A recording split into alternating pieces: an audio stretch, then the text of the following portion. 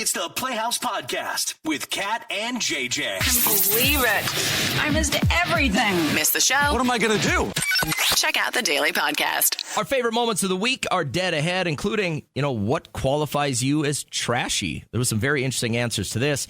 And when was the last time you had to call 911? What was it for? A lot of fun this week. You should get it all in the podcast right now. Kat brought up the question of, do you have anything from your teenage years that is still kind of a secret? Hey, good morning. How are you? Good, you? Good. What's your name? You want to say? Ashley. Ashley, give me that secret that really nobody knows about from your teenage years. So only my brother knew about it, but I was pregnant. You were pregnant. Did you go get a procedure done? Nope. I was a senior, and it was close to graduation, and I already had planned on moving out. And I went, and he came with me to go give it for adoption. So I already had a family lined up and everything. You did this all without... Did you worry that your parents wouldn't support you, that they would just make you keep the baby? I think they would have had me keep the baby, which... especially my age now, they definitely would like me to keep it, which I wouldn't be where I'm at now without it. And I wanted the baby to have a good life. And Ashley, do you know what's come of this baby right now? You sound a little bit older, so I'm assuming this kid is in their preteens or teenage years. Yeah, he is 11 now. Okay. Do you have contact? He will be 11. So every now and then, the mom will send me a message. Just a little update. He doesn't want to meet me, which is okay. Yeah. I always tell him it's always up to him and them. I bet you that's going to change. If he ever has, Yeah, I was like, if he ever has questions, I'm here to answer them. And so they're just, every now and then, I'm friends with them on Facebook, so I get to see him grow. yeah. That's So really I did sweet. see him a lot when he was a baby, but it was hard for me to do that. Yeah, I'm sure. You're okay with this decision now, though? You feel like this was best for everyone? Yeah. Oh, yeah. I mean, it was one of the most selfless things that you'll ever do in your life. So... And just that your brother was so supportive too, Right. That's a big deal. And that that's such an odd place for a young woman to be at. I mean, you're 17 or 18, you have no idea what's going on in the world. But what a mature decision for you to make, to see every single aspect of this child's life and know that he'll have a better life without being with you. But JJ's right. I think once they get a little bit more mature, maybe you might even have to wait until he has his own kids for him to realize, wow, my mom did something really special. Yeah, at the very least, he's going to want to know health history and family history and stuff like that. So I'm sure you'll eventually, kind of have a better relationship. How about your friends, Ashley? Did they know, or was only your brother the only one that knew that you were pregnant? My one friend and then the guy knew. Okay, But all right. or else that was it. And my brother only knew is because he noticed my bump. Oh. Or else he probably went to know me. And you worked extra hard to keep that under big hoodies and everything, I'm guessing. Yes, but it was summer, so then I didn't go camping. I just said, I'm working because I have my own apartment. I had excuses not to What a go. crazy thing to That navigate. is, and the father of the child was good with this decision too. He wasn't ready. He wanted nothing. It was a one-night stand. Oh, jeez. Lovely for him. Well, he's actually he's not even alive anymore. So, Oh, wow. But it's just not that that's funny. That sounds bad, but Oh, it's a nervous laugh. I get it. Yeah. I appreciate you sharing with us. This is crazy. I didn't expect these kind of stories, but keep us posted. I'm really let us know when he reaches out, when he wants a relationship with you. Does he live near you? 2 hours away. Okay. Yeah, all right. I'm really I'm invested in this now. I want to see what this is going to develop into as your life goes on. But thank you for sharing. That's a big step. I appreciate it. Thank you. Have Bye. a great morning. That's not nearly as detailed as my story is. When I was probably 10, 11, my dad had this giant whiskey jar that he would put all his spare change in. Yeah. And for a hot summer, I didn't have a job. I was just a dumb little kid. But my cousin that I grew up with, we were kind of like brothers. He was the only child, so his parents would give him pretty much anything. Here's $50 a week. You can do whatever. And so I would steal exactly $1.10 in change almost every day out of my dad's whiskey jar so that we could go to the Dairy Queen and I could get a hot fudge sundae. I did that for, man, the better part of 2 years. God. Every time I needed Like money. $700. Every time I needed money, not every day, but it was like throughout the summer or anytime I needed money, like I'd be in, middle school and I'd want an extra cookie at lunch. Yeah. Like I would go to my dad, like my dad would leave way earlier. So I would go in there in the morning. I'd dump the whiskey jar on the floor. I'd sort out all the dimes because the quarters were gone. I'd burned up all the quarters. Yeah. So I'm paying for everything for about 2 years in nickels and dimes. Oh my God. And like, is there a better fat kid story than stealing from your dad's whiskey jar to get yourself a hot fudge sundae at the Dairy Queen? Like, I was Deli Like, Bar. that's exactly it. So if you got something you want to share, maybe you didn't want to be on the air, you can text us, okay? We heard a couple of moments ago from a guy named Aspen, and he had just gotten a hold of us trying to get our thoughts on getting broken up with because of your name. And this is kind of what he had to say. I was dating this girl, Sarah, and I thought everything was going really well. You know, we got along so well. You know, it seemed like physically the chemistry was good. And then she just broke up with me out of nowhere. And she said it's because of my name. Now, all sorts of text messages with people judging the hell out of him, including Summer. He sounds like a narcissist. Well, they said stage 5 clinger. So maybe he love bombed her with the dinner every day, with the coffee every day. A little too much, maybe? Maybe. I don't know. I really don't want to live in a world where someone would just break up with someone because of their name. A fellow Gusty had texted it and said, Aspen sounds zesty. Yeah. Yeah. I'm not exactly sure how to take that, but we did get a text, and I'm glad you could come on with us real quick, Lainey, because you know Aspen, right? Yeah. He's a total ass.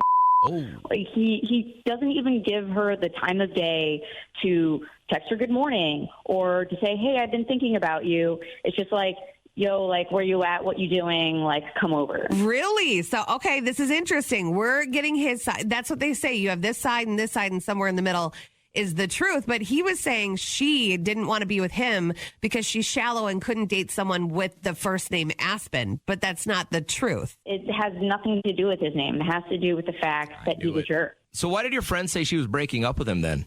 He's obsessed with his hair. He's obsessed with his looks. He's narcissistic. Wow. Nobody should feel bad for Aspen. See, there will always be another side. And somewhere in the middle, the truth. I knew as soon as we got that guy on the radio that there was something wrong with that this is guy. almost opposite of everything he said. I would think if somebody is bringing coffee or food to them every day, Yeah, but sometimes being attentive. Sometimes it's to cover up the pure jackassery you live. But she was saying that he was like hardly paying attention to her. So, But we've all known I need to people- hear from her. We've all known people that are screw ups in a relationship, and then what do they immediately do? I'm sorry, it'll never happen again. Let me shower you with love, attention, and things. Yes. And that's the feeling I got immediately from that dude. I'm so glad that she called. See? Today we fill in the blank. I've made a lot of poor decisions in my life, but the absolute worst was blank, Kat. Okay, so I have one like long-term one, never saving anything between the ages of 15 and 22. That's one of those huge things. Never that doing what? Saving Oh, any money, money at all. I had not a penny to my name when I met Derek. He had $1,000 in his bank account. I'm like, cha-ching, This guy's jackpot. loaded. But the one that could have killed me, honestly, was I was 21 and I was driving from Fargo back home, and it was like a 2.5 hour drive. And I see that there was this girl that was on the side of the road and she was walking, and I knew this stretch of road. I'm like, she has to walk a ways to get to the next exit. Where is she coming from? Where is she going? And I remember driving past her and I'm like, I shouldn't do this. And then I find a spot to make a U-ey on the interstate. Nice. Made a U-ey, went back, picked her up. But it's a girl. She's not going to kill But you. so was Charlize Theron in Monster. Like, she killed all of those I mean, people. but what are the odds? And that's a movie. I don't think It was based on a true story. I don't think girl hitchhikers really like mess people up. I would say those are the only ones that would, you know? And so I picked her up, and by the grace of God, got her to the gas station. at the next exit up, which was 17 miles, by the way. Jeez. And then dropped her off, and she was like, "Thank you," and that was it. And I'm like, I got back on the interstate, and I'm like, that was the best case scenario because she could have taken a switchblade out, cut my throat. I would have been done. So never did that again. I don't know if that's going to happen. Mine's a little deeper. Like my biggest risk, so I've made a lot of bad decisions, but my worst was not knowing my parents more as adults. Yeah. I got out of high school. I went away to college, and all I could do was get out of my little small town and look for something bigger. And then I moved a long ways away, and I'd get to see them on holidays or kids' birthdays or the birth of our next child. And I'd call them every week, but it would be kind of the same old thing. But like, I didn't get to know my parents as adults very well. And now that my oldest son is like a young adult, like I'm really getting to know him in his life, and I'm grateful that he's close. So that's probably my biggest regret in life. You know what they say is if you only see your parents for holidays and they're in their late 60s, early 70s, you might only see them like 10 more times, you know, and that's really sad to think about. And at that point when I was kind of growing up and getting my career started and getting married and having kids, the technology of like FaceTime wasn't really a thing. Like, you're pretty blessed right now. If you move a long ways away from your family, you can really still see them. Yeah. A lot if you want to plan out that time. So that's what I wanted you to do this morning is fill in the blank. I've made a lot of bad decisions, but the worst was what, Brad? When I married my second wife. Fool me once? What is it? Fool me once? Can't get fooled again. You've made a lot of bad decisions, Jenna, but the worst was what? Smoking cigarette. Oh, did you end up being like a pack-a-day girl? No, I've never been that bad. No, that's me. Wait, who the hell is this? Her husband. Nice. You guys got to curb that real quick. Hi, Shauna. The worst decision. You made a lot of bad ones, but the worst decision was what? Got married. Just once, huh? It's not going to take for you a second time. Oh, heck no. I'm never, ever doing it ever again. So walking down the aisle, did you feel like this was a mistake, or was this something that you learned after the day that you said I do? We didn't even go down the aisle. We went and got married at the courthouse. Okay. And why was it shotgun? You were pregnant? I was pregnant, and his family was a very church-type family, and they were tired of him coming and going. And they're like, either marry this girl or leave her alone. So my dumb decision was like, oh, perfect. Let's just go get married. Yeah. And then a year or two later down the road, he went trucking over the road and realized, like, oh, he's cheating on me every time he comes back home. Okay, we're done. Was it the lot lizards? Oh, yeah. Yeah, Oh my he was God. into the truck stop hookers. Oh, my God. I've always wanted to Yep. just see how that interaction starts. Just is it a rat-a-tat-tat on the window, or do you meet them inside the gas station? I think they go or- up to the trucks. I think they go from truck to truck. Wow. What a life. And there's a lot of truck stop restaurants, and he would flirt with the waitresses. But I mean, before you got married, he was coming and going. Like, he was living that fast life, and still, you know, sometimes we, because we are pregnant or whatever, ignore all of those signs. And Oh, yes. I ignored every red flag he had. And now that this has all happened, you're off married. You will never get married again, no matter what, huh? Your trust is that Nope. masked, huh? I will never go down that road ever again. All right. I mean, do you got somebody special in your life right now, or are you just off relationships? I am not seeing anybody. All right. Well, you know what? It'll happen. Look at when how you're happy not she looking sounds, and- not seeing anyone. I know. And I've had this conversation with my husband before where I'm like, if, you know, anything were to happen, I would just like enjoy myself for the rest of my life. I got to have somebody around. anyway. I'm pretty needy. Thanks, Shauna. I hope you have a great morning. Good luck. Bingo. How fun. Last week, someone lost an eye at bingo. Bingo, what bingo? Bingo. All right, so this morning we're looking for one of the following two things from you. Are you somebody listening who has been shot? This guy was shot in the leg, not by a person, not by himself, but by his dog. We want to get you to some breaking news just out of our newsroom here at Fox 13. A man is in the hospital after being shot in the leg overnight. Memphis police say he was shot by his dog. Seriously. Got his paw stuck in the trigger and ended up hitting the trigger. So that was it. So whether you were like out hunting and maybe even you got sprayed a little bit. Who was it Dick Cheney? Dick Cheney shot that guy in the face. Yeah, he shot somebody. I think in the he face. was the one that shot. I don't think he got he hit. took one to the face. Did he? Yes. Like his face was like peppered in whatever the debris was, but you got shot in some way. What's the story? And I'm looking for anyone listening who's got a name, first, middle, or last. And it was definitely like it's associated with a high-end product. Maybe your middle name is Ferrari, okay, or Bugatti, or Dior, or something like that. Maria's first through. Hi, Maria. How you feeling? Good. How you doing? Great. Good. Thanks for asking. Which one do you fit? I fit getting shot. Oh my God! Tell us about it. What happened?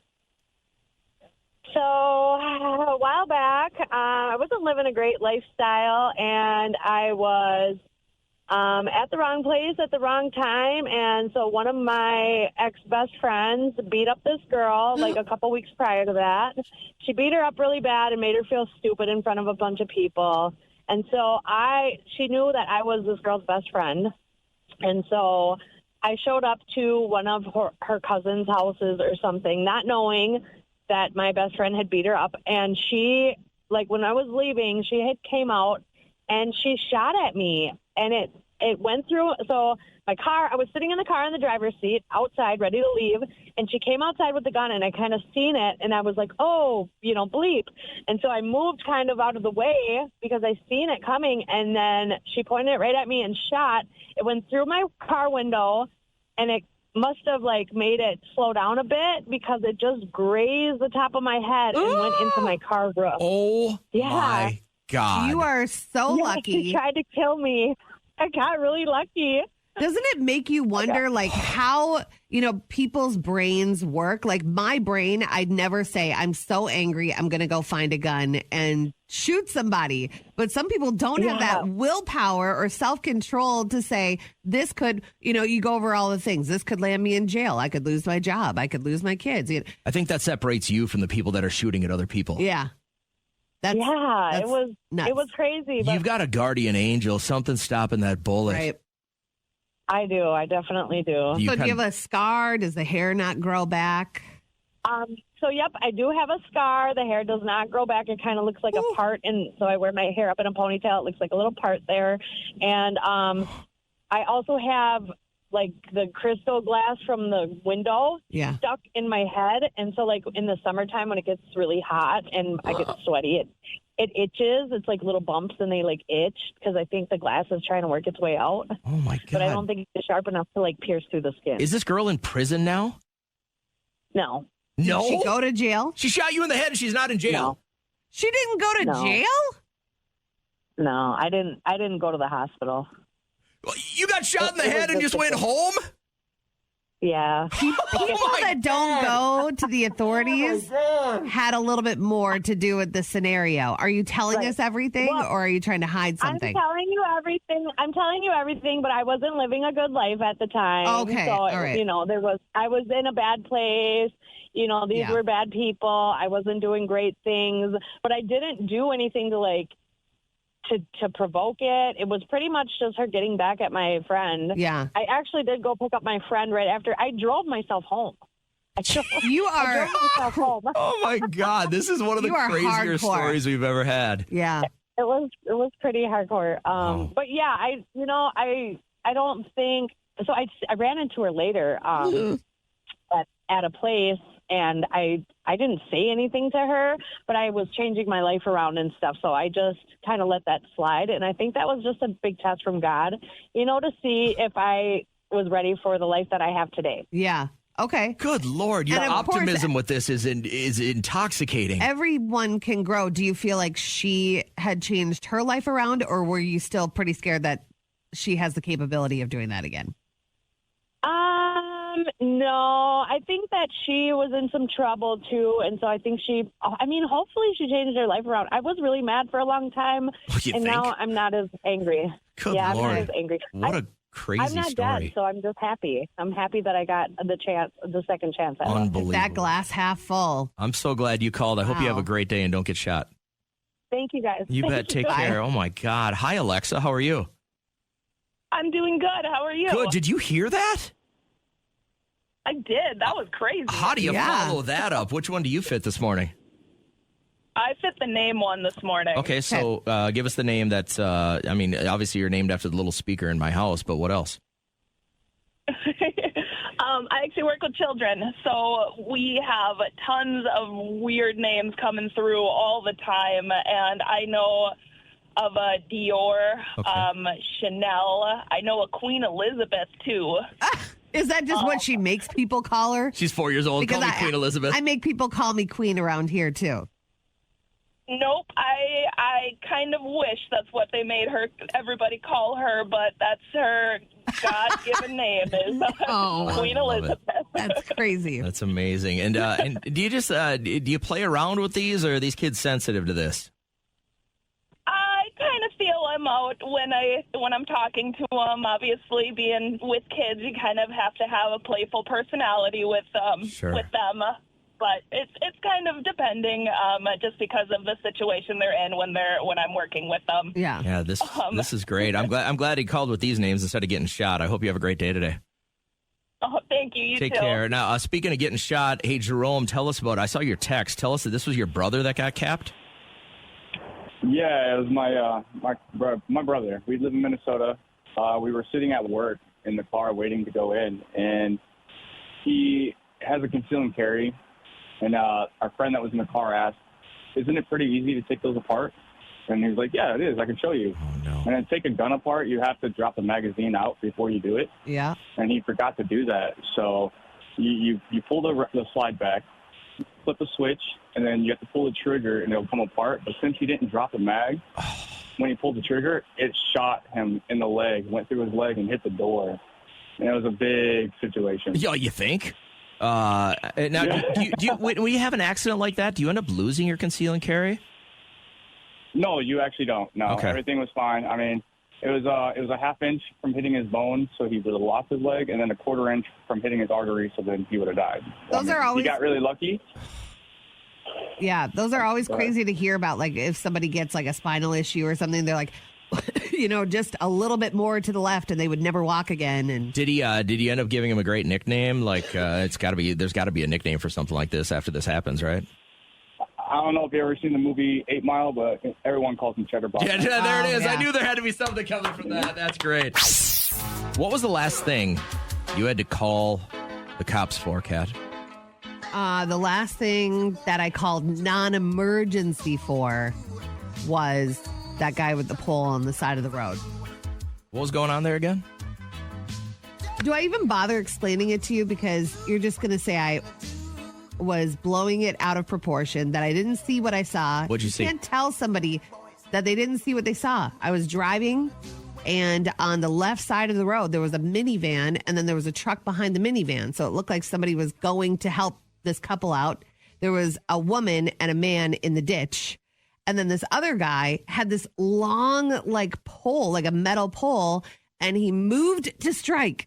He was like, took one step forward, and this woman's like, oh, like that. She takes off, headed to like a cornfield, and he was running after her. This other guy was just standing there in the culvert. And so like he was going to pole vault her to death. Then, but it was like such a busy road. So it was a weird, I don't know, love triangle. Something went down. I don't know. But then I called non-emergency and I said, you might want to like check this out. There's like some type of scuffle. See, what you're doing with your hands. You're the only person you're the only person I know that knows the number to non-emergency. I had to Google it. I don't have it in my phone, but thankfully I found it. So how do you explain this to the dispatcher? You call non-emergency, they say. I explained it just how I just said it now. Did they laugh at you too? No, but they were like, where is this? And I'm like, this is a very busy area. So I described where it was, and they're like, oh, we can't see anybody. So by the time they got there, which was just minutes later, the van and the truck were gone. So I don't know what happened. Somebody got back to their vehicle. They vaulted home? But it was truly, and Liam saw the same thing. So I'm not crazy. I was like, whoa. And he looked, and this guy was like, ugh, like he was going to strike somebody in the head. So nobody died. I can't remember the last time I called the cops. I think it was years and years ago, and I saw a convertible smoke a deer. Like, it was one of those early mornings, and I can't remember. It must have been a Saturday, and I was maybe, kind of like headed into town to get something, and it was a nice, warm Saturday morning, and it was it wasn't a Corvette, but it was a smaller car, and we're going down the interstate, and this thing smokes a deer, and it hit their windshield and then flew over. I was maybe 10, 15 car lengths back. Was there top down? Yeah. Oof. Yeah, and they pull over to the side of the road immediately.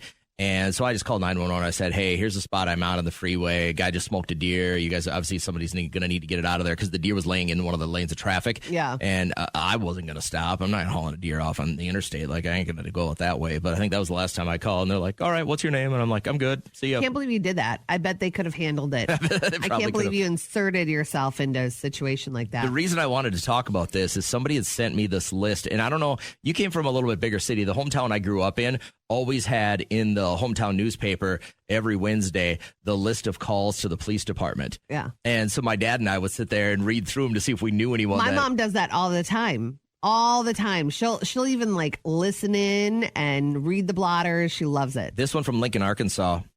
At 9 a.m., a caller was frustrated about not being able to get in touch with law enforcement, but admitted he didn't answer the phone when the officer called him back. All right. This one from Freeman, Arizona. A former employer was holding a printer hostage. No word on the demands. Man fled. Printer saved. From Columbia. I feel like there should be a punchline. These are all legitimate. And I don't know what the policy is. Do you have to print these, or do you just choose to share these with the public? Yeah. You know what I mean? As far as a police department goes. This one from Columbia, Missouri. A man was seen talking to the ground and drinking from an open beer can on the 1200 block of Lancaster Avenue, police said. They didn't notice it. They didn't commit any crime. He was just talking to the ground and drinking a beer. Quickly, Kimberly, if you want to call in while he's reading more of these, you should call and talk about why you called the cops, because that's crazy. In Utah, a concerned citizen reported that snowy conditions were preventing a Frito-Lay truck from making timely deliveries from salty snacks to the gas station. This one also from Utah. A woman in Lancaster, was charged with harassing after yelling at another person and knocking over a beer can during a domestic dispute. Oh, there's Kimberly. I can't wait. Kim, hey, good morning, Kim. How are you? I'm great. How are you guys? We're really good. We're just kind of running down all these stupid police stories and then asking, what was the last thing you called 911 for? Well, yes, this lady this car was all over the road, and it was like going into the ditch and then swerving back up.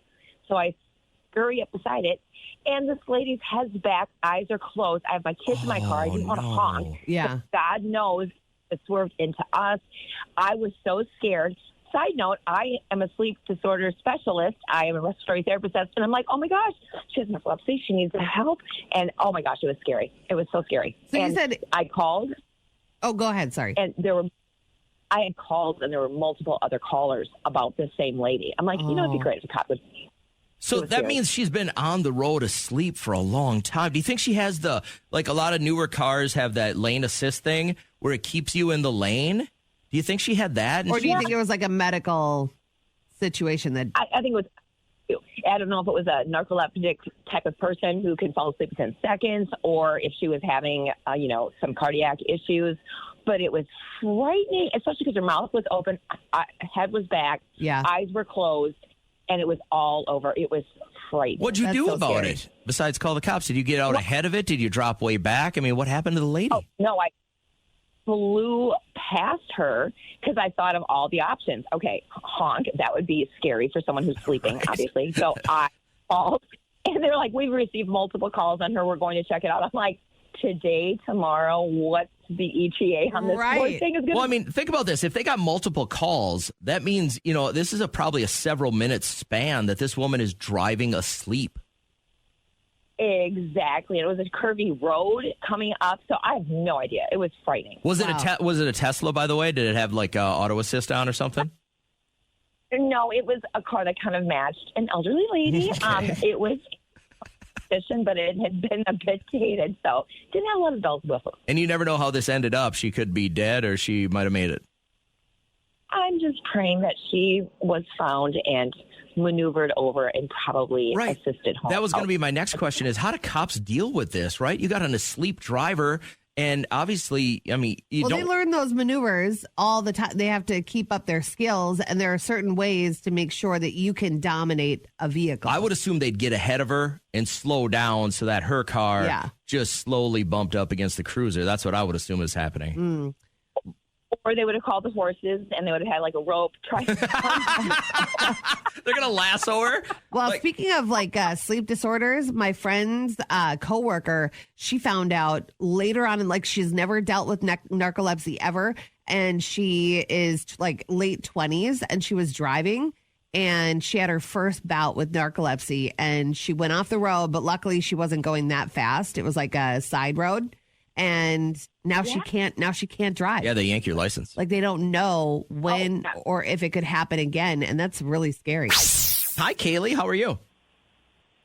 Good. How are you? Great. Thank you for calling the show. We were talking about, stuff on memory lane. What made you, with these new jeans, these one-legged jeans coming around and everyone's going to pay $440 for them. First off, would you ever wear these?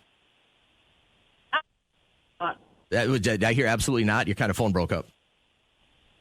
Oh, yeah, no, absolutely not. I do not understand the purpose of one-legged jeans. But it's fashion, man. If once you get to an age, you just don't understand it anymore. Sometimes you roll with it, but your kids say something or do something or wear something, and you're like, you are an idiot. It's fashion to certain regions, and then by the time it gets to us, it's a little bit watered down, and probably we're 6 months to a year out from when it was really here's the problem. These kids are going to want them for, back to school in September, but what are you going to do in January?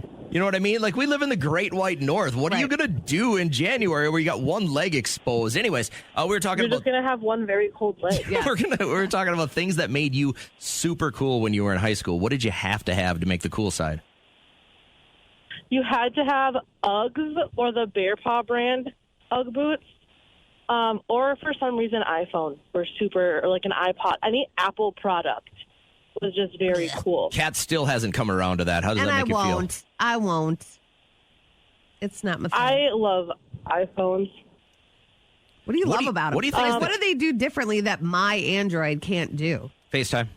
I've just had really bad luck with other phones. I can FaceTime whoever I want. FaceTime me right now. Well, I don't want to FaceTime you. See, that's what happens. I can FaceTime anybody that I want. I don't want to FaceTime you. I can FaceTime other Androids. You couldn't FaceTime me. Sure could. Do it.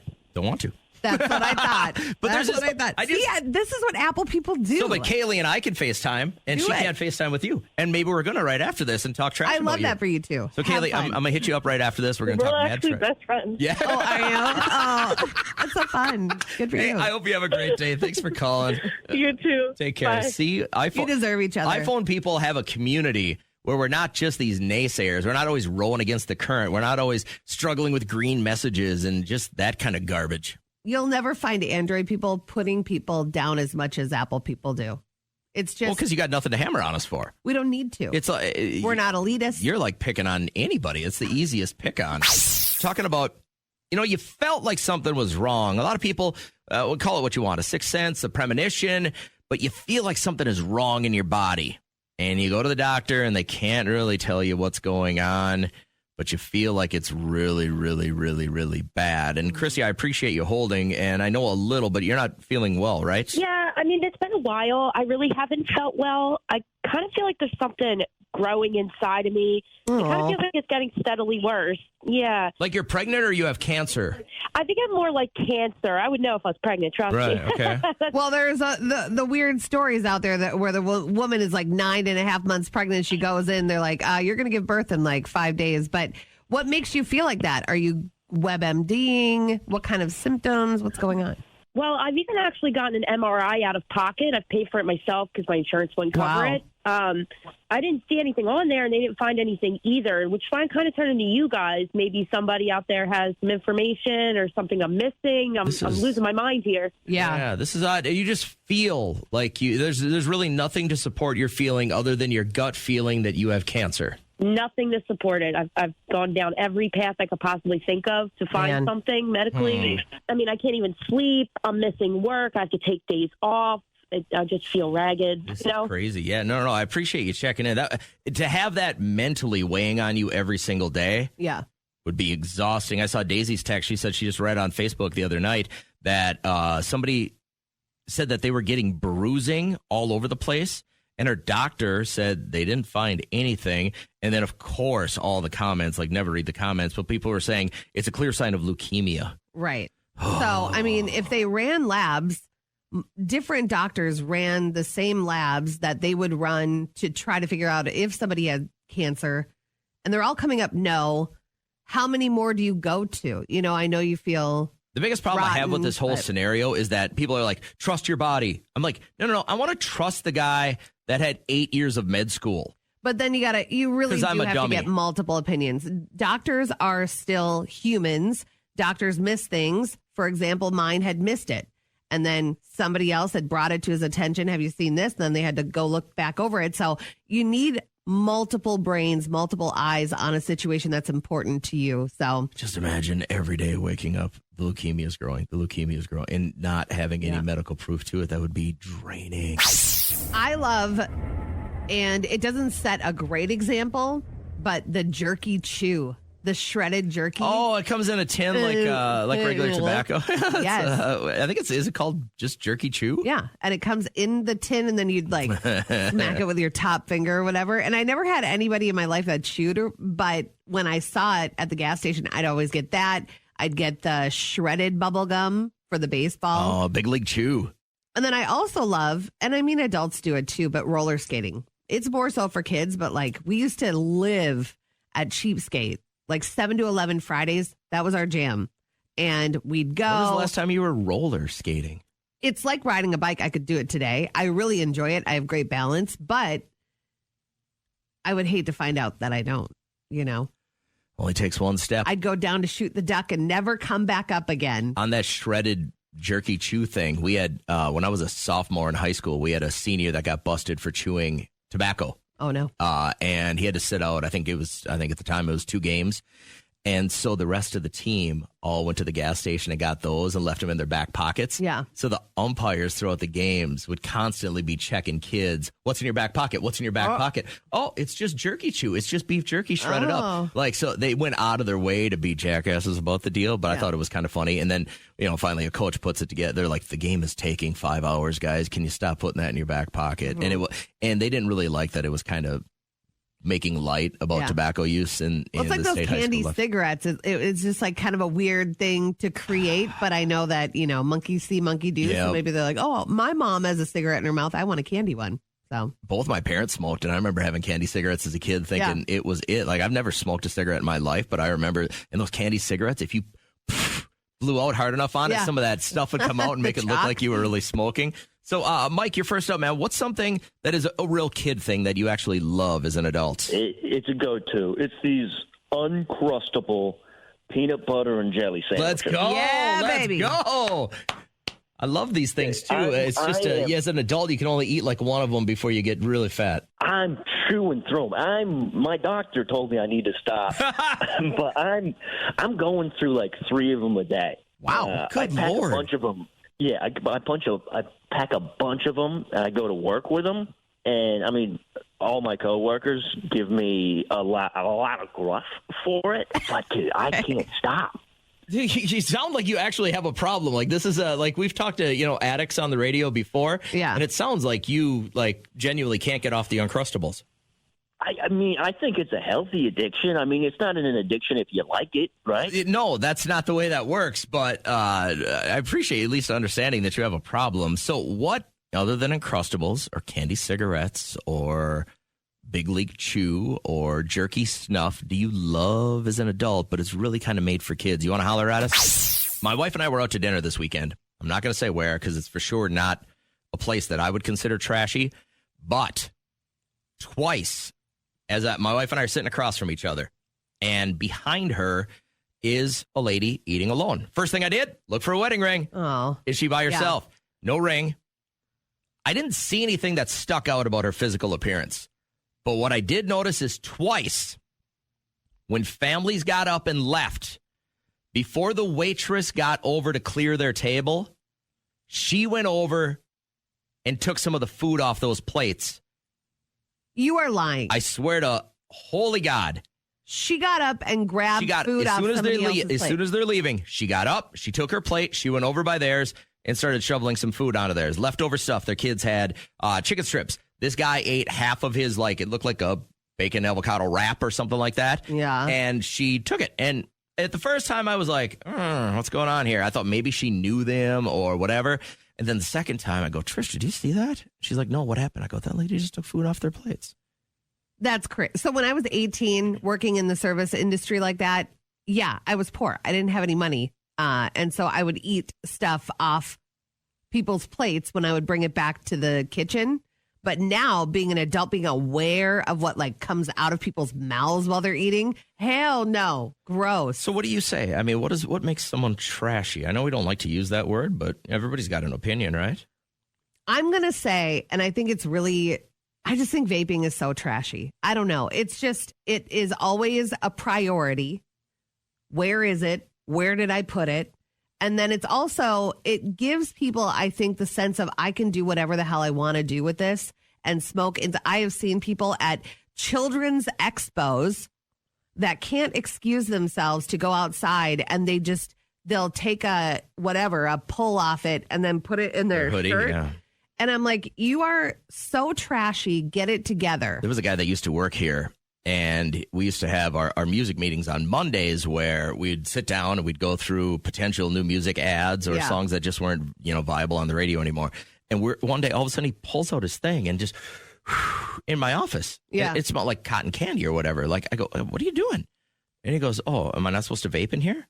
I go, you're inside. That's what I'm saying. They have this false sense of being able to do it because it's not smoke inside. Yeah, we're not getting secondhand smoke that we know of. There's always these studies 10 years down the line where they're like, oh, yeah, if you've been near a vapor, you're probably going to die faster than them.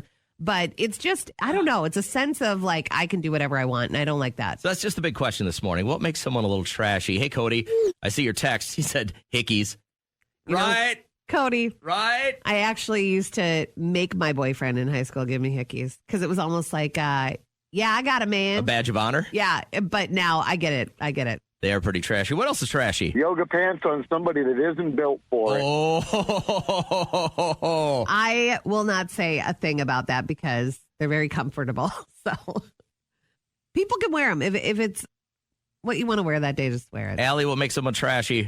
People who date younger people about their children's age. Oh, so if you're 50 and you're dating a 20-year-old, but you have a 23-year-old, see, Kat's, she's all red now because she was that girl. I really can't say anything about that because I date older men. I do.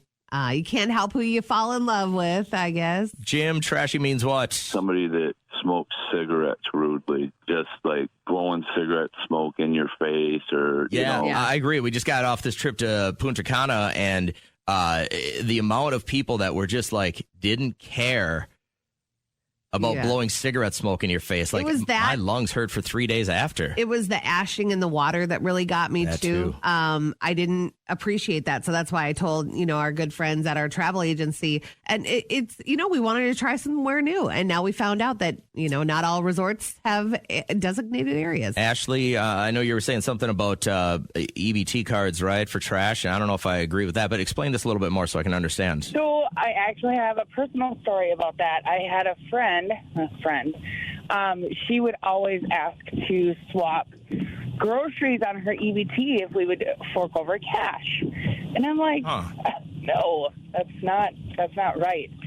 So to me, if you can, live off of the system and then turn around to social media, which is Google it or search on any social platform, you'll see there's people on there with their face and they don't care that they are complaining about not getting enough, handouts. And I think that is the most trash thing. So I worked at a grocery store and people would use EBT all the time for things that, it's none of my business what you want to buy it on. But when you have a kid in the cart and you're buying just cases of Mountain Dew and frozen pizzas and stuff like that, in your mind, of course, you're already saying, don't be so trashy. Go get things that, but then as an adult now that I grocery shop, those are the cheapest. Yeah, that's so the they're hard trying part, to make right? their money go as Good far food as possible. that's good for you is so expensive, where the trash is really, really cheap. So I understand that's a little bit of a struggle. Right. Well, hey, I appreciate your call, Rob. What makes somebody trashy? I'm thinking pajama pants in public. Oh, shoot! Well, you got Kat on her heels now, man. Yeah, but okay. So are you talking like the flannel pajama pants with like fake Uggs? I'm talking printed. Yep. Like flannels or some design on them. Yeah, I'm not wearing those, but I think I know what you're talking about, like the SpongeBob ones, and they're like not fleece anymore. They're all pilled. And... I think as an adult, like there's the small asterisk I'm going to put on this, because I see like kids. I coach a couple of sports in high school, and those kids are always wearing jammy pants, and that's fine if you want to be comfortable in your learning environment. I didn't have a problem with that. Like, I saw that even back when I was in college. But, like, if you're a grown adult and you're going out to Costco on a Saturday and you're wearing your jammies, like, come on. You want to paraphrase this email again real quick for us? Yeah, it was from Tanya, and she wrote that a couple of weeks ago, her 3-year-old son went over to her mom's, not her in-law, but her mom's, and I guess he was making a mess they were baking cookies or something in the kitchen. He was making a mess, and she took a plastic spoon and slapped the back of his thighs. And she's wondering, should she be okay with somebody else, because they don't do that in their house. They don't do physical punishment, but her mom did it. I think the thing with Tanya is the fact that she didn't find out from her mom. She didn't get the rundown. Well, I'm sure mom didn't think there was anything wrong with it. Yeah, maybe not. And I just think, any type of punishment, this is decided by mom and dad.